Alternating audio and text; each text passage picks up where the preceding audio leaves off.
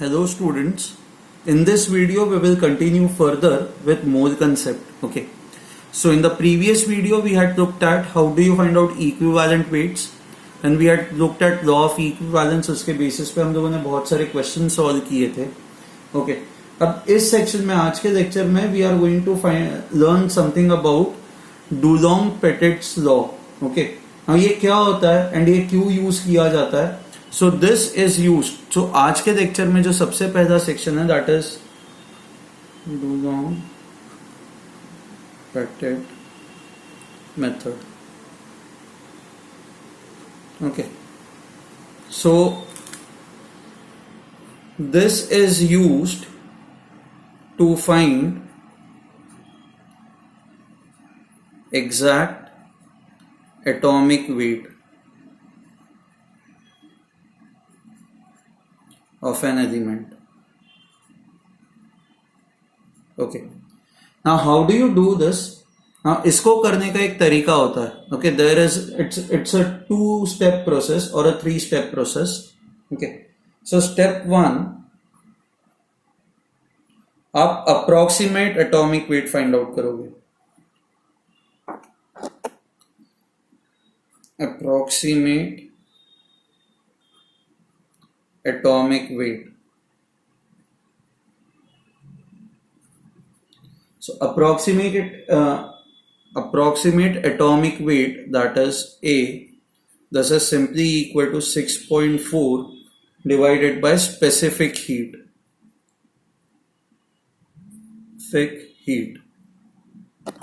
Now ये जो specific heat है, स्पेसिफिक हीट के बहुत सारे यूनिट्स होते हैं. सो स्पेसिफिक हीट क्या होती है, ये हम लोग जब हीट एंड थर्मोडायनामिक्स करेंगे तब आप ये पढ़ोगे. It is basically heat required to increase the temperature by 1 degree Celsius when you have 1 gram of a substance. Okay, तो स्पेसिफिक हीट के जो यूनिट्स होते हैं, यूनिट्स ये होने चाहिए कैलोरीज पर ग्राम डिग्री सेल्सियस. ओके, या डिग्री केल्विन, उससे फर्क नहीं पड़ता. ये यूनिट्स होंगे तो स्पेसिफिक हीट की जो भी वैल्यू आप वो यहां पे पुट करोगे and once you put that value over here आपको अप्रोक्सीमेट एटॉमिक वेट मिल जाएगा. Okay, now once you have approximate atomic weight, अब आती है आपकी स्टेप 2. अच्छा, हम लोगों ने बहुत सारे इक्विवेलेंट वेट पे क्वेश्चन किए ही है, तो आप इक्विवेलेंट वेट किसी भी एलिमेंट का आराम से फाइंड आउट कर सकते हो. So once you have approximate atomic weight, you will find out approximate valency.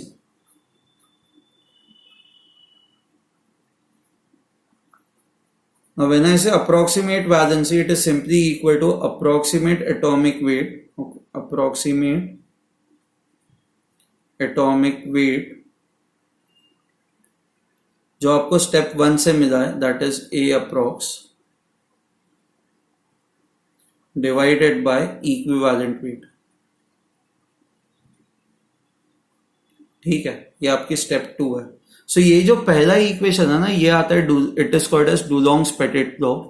ये फिर तो हमने देखा ही है कि equivalent weight is atomic weight upon valency. Valency factor आपको याद हो तो हमने पढ़ा ही है. तो valency would be equal to atomic weight upon equivalent weight. ना ये जो अप्रोक्सीमेट वैलेंसी होगी, ये अप्रोक्सीमेट वैलेंसी कुछ भी आ सकती है, मतलब 2.2, 2.1, 3.09, 2.89 ऐसे नंबर्स आ सकते हैं. बट हमें पता है कि valency is always a whole number ना. वैलेंसी क्या होता है, नंबर ऑफ इलेक्ट्रॉन्स डोनेटेड और नंबर ऑफ इलेक्ट्रॉन्स एक्सेप्टेड और नंबर ऑफ इलेक्ट्रॉन्स शेयर्ड. तो valency cannot be a fractional number, it has to be a whole number. तो अब आती है step 3. Okay, exact atomic wait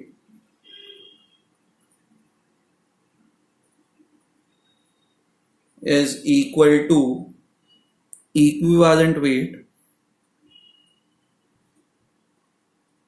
multiplied by exact valency.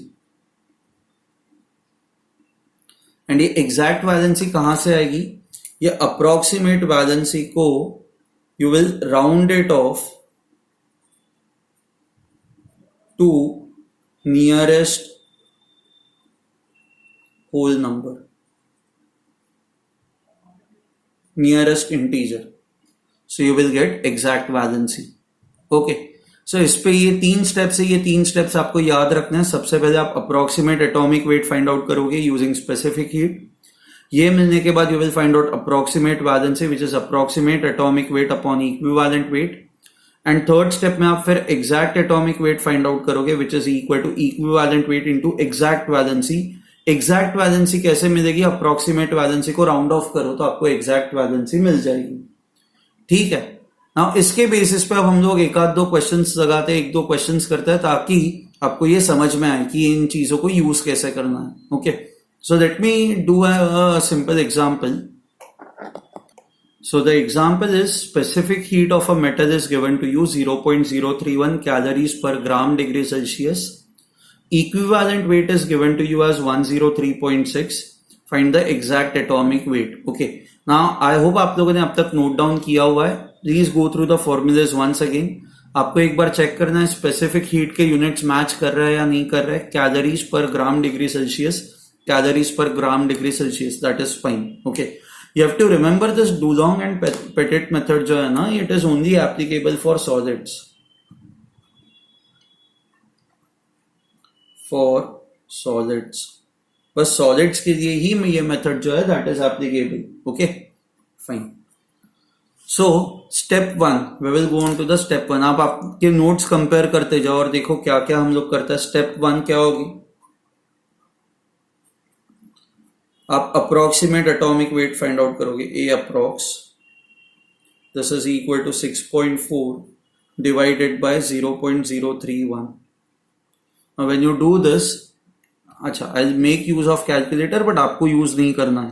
ठीक है, सो 206.45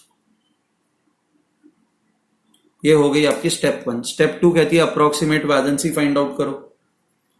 सो valency approximate, this is equal to approximate atomic weight, that is 206.45 divided by equivalent weight which is given to you in the question 103.6. so इसको अब divide करते हैं 103.6 से तो ये 1.99 आता है. ओके, बट अब आती है स्टेप 3. स्टेप 3 के लिए आपको एग्जैक्ट वैलेंसी चाहिए तो आप क्या करते हो? अप्रोक्सीमेट वैलेंसी जो है उसको राउंड ऑफ करते हो. So 1.99 means 2. So I round it off to 2.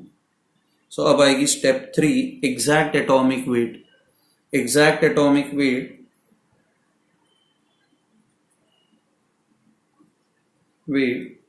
is equal to equivalent weight which is given to you as 103.6 into exact valency that is 2. so ये हो जाएगा 207.2. ठीक है, so this is your exact atomic weight. ये आपको समझ में है? It's not a difficult process, ये सिंपल सा ही प्रोसेस है. It's a 3-step process and ये 3-step process आपको हमेशा याद रखना है. You have to remember this 3-step process. ठीक है, okay. Now we will look at a concept called as normality. आपको याद हो तो हमने प्रीवियस लेक्चर्स में क्वेश्चन किया था जहां पे नॉर्मेलिटी n आया था किसी तो एक क्वेश्चन में. Okay, now what is normality? Normality is similar to molarity. आपको याद हो तो molarity is number of moles of solute divided by volume of solution in litres. ये ना टर्म नॉर्मली सोल्यूशंस के लिए एप्लीकेबल होती है. सी सॉल्यूशंस के अंदर दो चीजें होती है. एक होता है solvent which is present in large quantities and then second one is solute which is present in small quantities. Correct.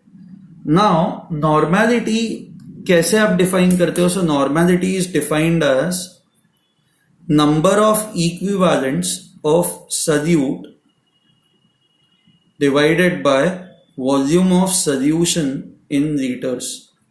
Molarity था number of moles of solute, यहां पे ये number of equivalents of solute है. ठीक है. Now normality is this is how you find out the normality. अब normality and molarity में क्या रिलेशनशिप है? Let's try to find out that relationship, the relationship between normality and molarity.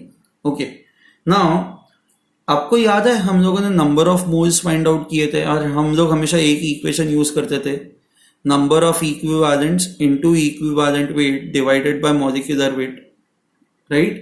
So number of equivalents can be written as n into molecular weight divided by equivalent weight. This is how you can write Ne. So Ne can be written as n into molecular weight divided by equivalent weight into volume of solution. Okay, ये volume of solution as it is रहेगा. Now number of moles of solute divided by volume of solution, ये molarity का formula होता है. So this is equal to molarity. And molecular weight upon equivalent weight, this is nothing but your valency factor.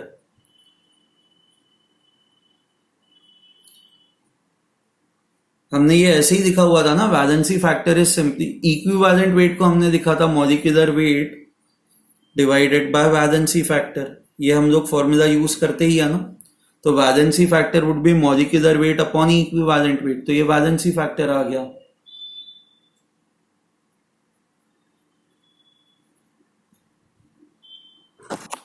So please remember this formula. Normality of any solution is equal to molarity multiplied by valency factor. And आपको पता ही है valency factor कैसे find out किया जाता है. ठीक है. Now ये काम क्यों आता है? Why do you need normality? सी आपको याद है हम लोगों ने लॉ ऑफ इक्विवेलेंस पढ़ा था. लॉ ऑफ इक्विवेलेंस क्या कहता है कि number of equivalents of all reactants and all products is equal. तो number of equivalents Ne find out करना हो तो आप नॉर्मेलिटी इनटू वॉल्यूम करोगे तो आपको Ne मिल जाएगा. You have to just remember that volume of solution should be in litres. Okay fine. Okay okay. ना इस वीडियो में ना जो चीजें हैं वो कनेक्टेड नहीं है ज्यादा एक दूसरे से. Basically we are moving on to the last part of this chapter. Since we are moving on to the last part of this chapter, तो मतलब बहुत सारी छोटी मोटी चीजें जो है वो बस कवर कर रहे हैं हम लोग. So let's say there is something called a specific heat, right. हम लोगों ने ये जो देखा था डुलोंग पेटिट मेथड, ये हमने सॉलिड्स के लिए ही देखा था. For gases this is not applicable. Now when we talk about gases, gases के अंदर दो टाइप की स्पेसिफिक हीट्स होती है. Specific heat at constant volume. See अभी ना आपको बहुत सारी चीजें नहीं समझ में आएंगी, विच इज फाइन. ये सारी चीजें डिटेल में हम लोग तब पढ़ेंगे when we do thermodynamics. Okay. So specific heat at constant volume and specific heat at constant pressure. इसको लिखा जाता है CV, इसको लिखा जाता है CP.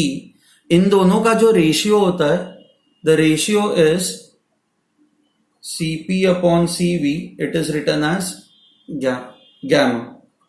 ओके. नाउ ये जो गैमा की वैल्यू होती है, the value of gamma,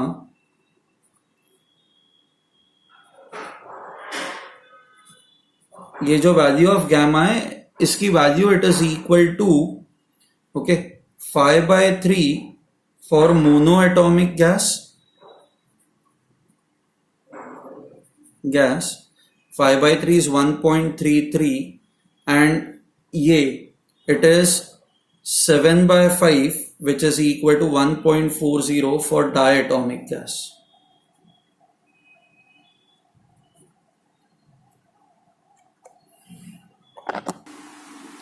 So if I have to give you an example over here, monoatomic gas का example अगर जो मुझे आपको देना हो तो monoatomic gas would be let's say helium, neon, argon.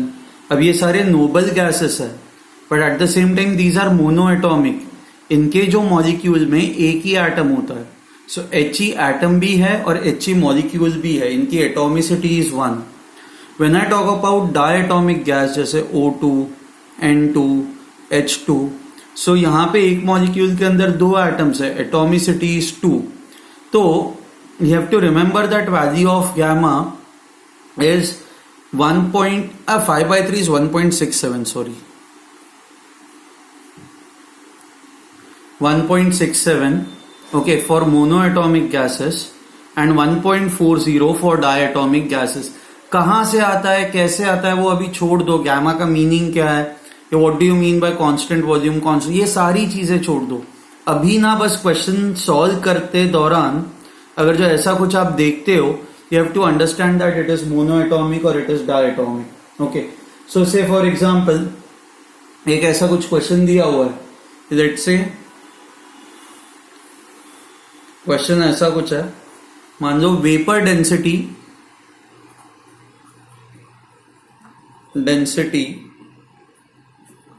of a gas, vapor density of a gas is given to you. Let's say it is equal to 32. Okay, ये आपको दिया हुआ है एंड आपको ये दिया हुआ है कि the ratio of specific heat at constant pressure to constant volume, मतलब Cp अपॉन Cv आपको दिया हुआ है। लेट्स से ये जो गैमा है इसकी वैल्यू आपको दी हुई है 1.40। Find atomic mass. This is what you have to find out. मान लो आपको एटॉमिक मास फाइंड आउट करना हो, तो ये आप कैसे करोगे? सबसे पहले तो देखो गैमा 1.40, तो ये डायटोमिक गैस हुआ, correct? So how will I solve this? Gamma 1.40 indicates it's a diatomic gas. बस ये गैस कौन सा है वो नहीं पता ना, तो इसको मैं बस X2, let me write it as X2, it is a diatomic gas. Okay, ना ये जो डायटोमिक गैस है इसकी वेपर डेंसिटी आपको पता है 32। ना वेपर डेंसिटी का फॉर्मूला क्या होता है? Vapour density is equal to molecular weight divided by 2। Now vapour density आपको 32 पता है, सो आपको मॉलिक्यूलर वेट मिल जाएगा 2 into vapour density will be equal to 2 into 32, that is 64। आपको मॉलिक्यूलर वेट 64 मिल गया। अब X2 का मॉलिक्यूलर वेट कैसे निकालोगे? यू हैव X2 के अंदर you have 2 atoms of X ना, so if the atomic weight is A, मान लो X का जो एटॉमिक वेट है दैट इज A, या सीधा हम ऐसे ही मानते हैं X2 का मॉलिक्यूलर वेट आप कैसे निकालोगे? It is 2 times X, 2 times atomic weight of X। इसकी वैल्यू आपको पता है 64, तो X की जो वैल्यू आएगी that will be equal to 32। So atomic weight of X is equal to 32. Gas का atomic weight is 32. So हमने क्या किया? Because vapor density was given to you, हम लोगों ने molecular weight find out किया, and because gamma 1.40 दिया था, तो आपने ये conclude किया कि ये diatomic गैस है। ये आया समझ में? अगर जो gamma 1.67 होता तो it means it would have been a monoatomic gas.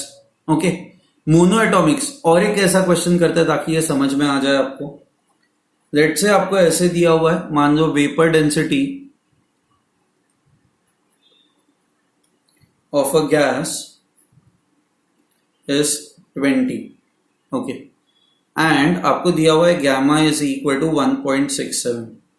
Find atomic weight या एटॉमिक मास, ये फाइंड आउट करना है आपको। ना इसको सॉल्व कैसे करोगे? वापस सेम चीज, वेपर डेंसिटी 20 है तो मॉलिक्यूलर वेट कितना हो जाएगा गैस का? Molecular weight is equal to 2 times vapour density, so this will become 2 times 20, this will become equal to 40। So molecular weight of the gas now would be equal to 40। आपको molecular weight मिल चुका है। Next, gamma की value 1.67 है, so since gamma is equal to 1.67, अच्छा, it means that it is a monoatomic gas.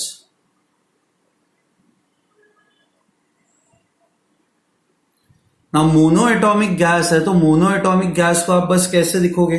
It will only be written as X, X1, या बस आप X लिखते हो। डायटोमिक होता है तो आप इसको लिखते हो X2 की तरह ना, you write it as X2, but because it is monoatomic it is written as X1। ये X1 की तरह ही इसको लिखा जाता है। ओके, नाउ एक ही एटम है तो इसका मॉलिक्यूलर वेट कितना होगा? Molecular weight would simply be equal to 1 into X। Now molecular weight की वैल्यू आपको पता है 40 and 1 into X is X, so therefore atomic weight of the gas is 40। ठीक है, आपको ये याद रखना है, for monoatomic gas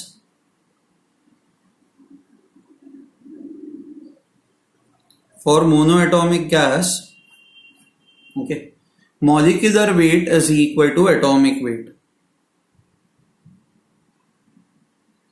For diatomic gas,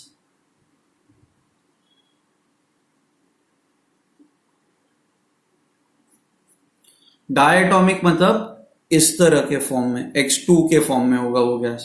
molecular weight is equal to 2 times atomic weight. ठीक है.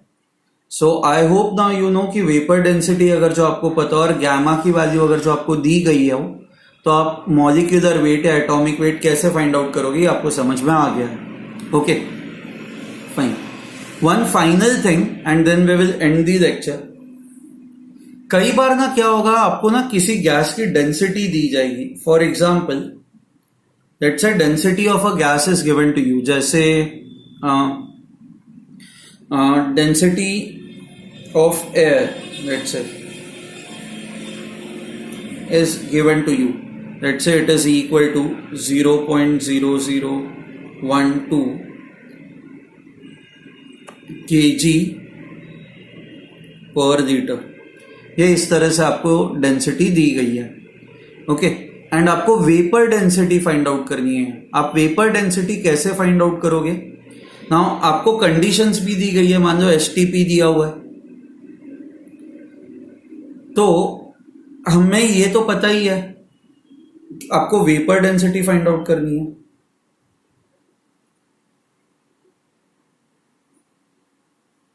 Okay. Now, what is the relationship between molecular weight and density? आपको याद हो तो हम लोगों ने ये डिराइव किया था. molecular weight is equal to 22.4 into density.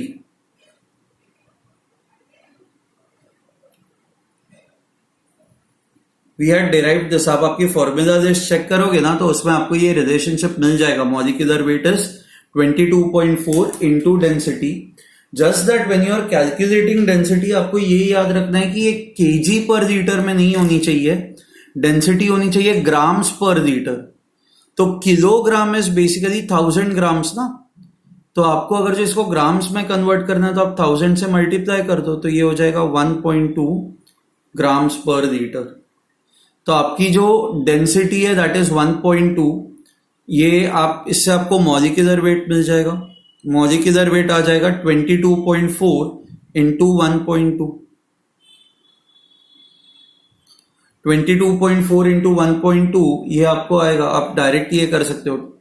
12 4 सा 48 कैरी 4, 12 2 सा 24, 28 कैरी 2 सा 24, 25 26. ये 26.88 this would be your molecular weight. अब आपको वेपर डेंसिटी चाहिए, तो आपको अगर जो मॉलिक्यूलर वेट मिल चुका है तो वेपर डेंसिटी कैसे निकालोगे? आपको पता ही है vapour density is equal to molecular weight divided by 2. तो 26.88 को 2 से डिवाइड करो तो 13.44 would be your vapour density. तो if density is given to you at STP, तो आप वेपर डेंसिटी निकालने के लिए first find out the molecular weight. And once you have the molecular weight, you can find out your vapor density. अच्छा, अब question ये आता है कि what will happen if STP is not given to you? अगर जो आपको STP नहीं पता तो आप क्या करोगे? So say for example the question is this. Okay. Let's say we have density of hydrogen.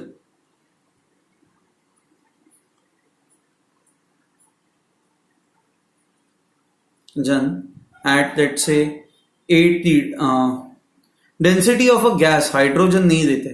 Let's consider any gas. So density of a gas at 2 atmosphere pressure and 27 degrees Celsius is 1.8 grams per liter. Find vapor density.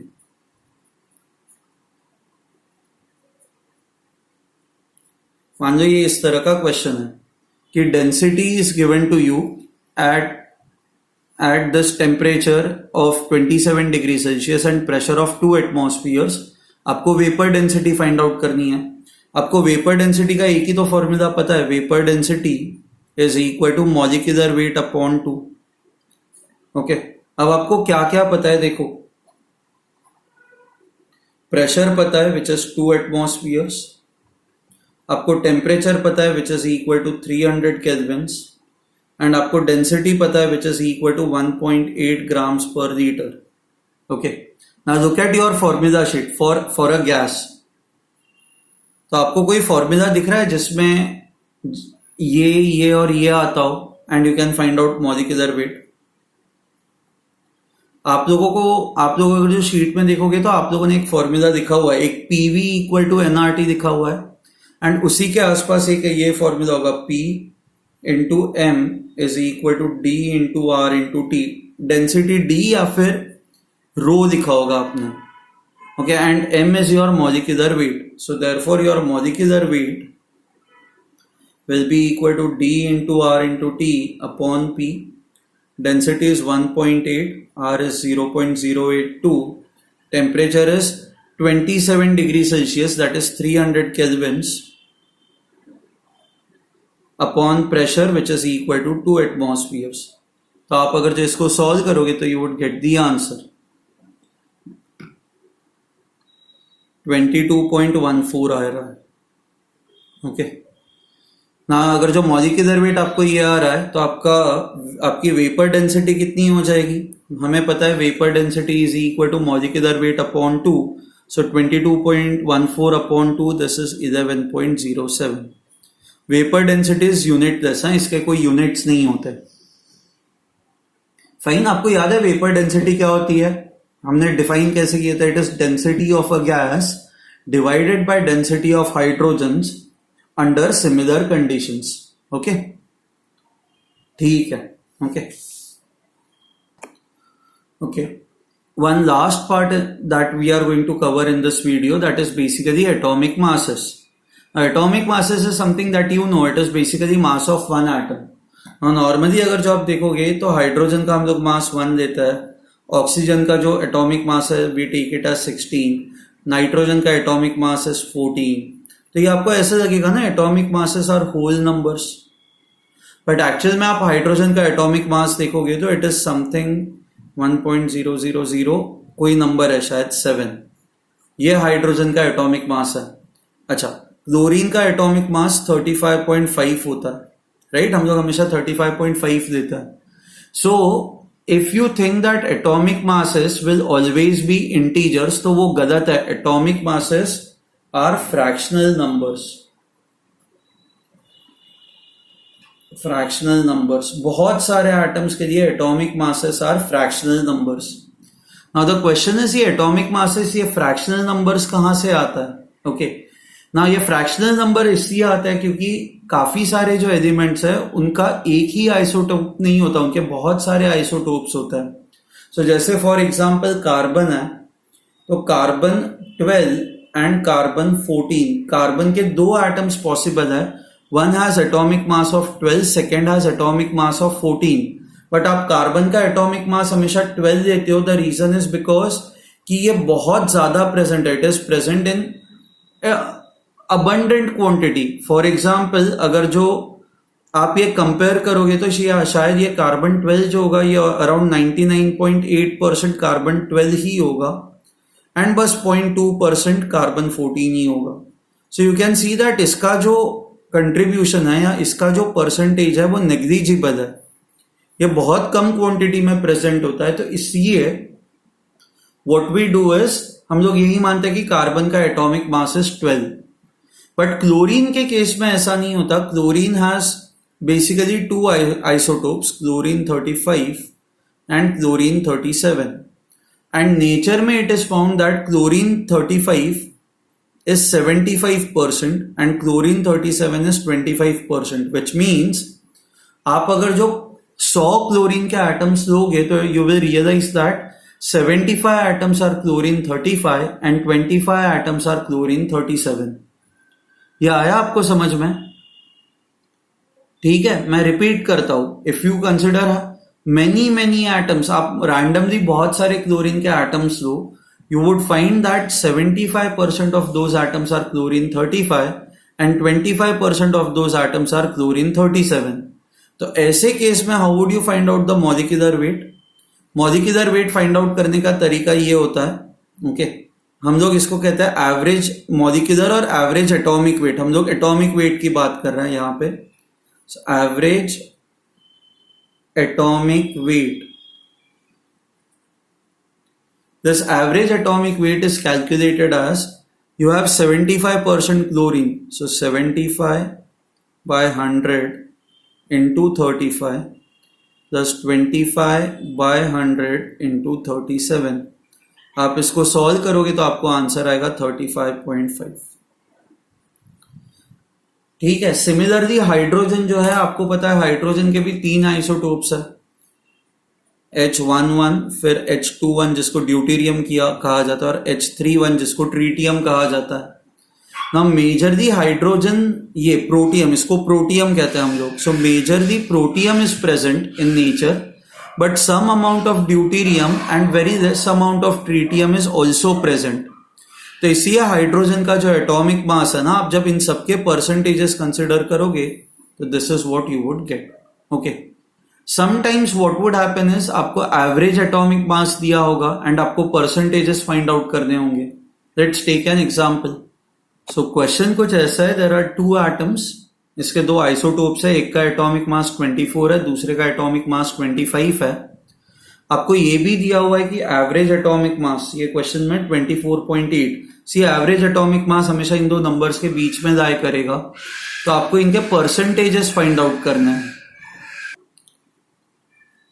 So let's से इसका percentage है x%, इसका जो percentage होगा that will be 100 minus x. Okay. Now अब आप average atomic mass कैसे find out करोगे? Average is equal to x by 100 into 24 plus 100 minus x by 100 into 25. This should be equal to, ये question में दिया हुआ है 24.8. So this is basically 0.24 into x plus this will be equal to 0.25 into 100 minus x. This is equal to 24.8. आप इसको solve करते जाओ, you should get the answer. So आप सॉल्व करोगे तो आपको आंसर क्या आएगा? 25.2 is equal to 0.01x. सो आपको x की जो वैल्यू है वो 20 आ जाएगी. So which means this is 20%, so this is present 80%. ठीक है. I hope this is clear to you. Will end the lecture over here. Thank you.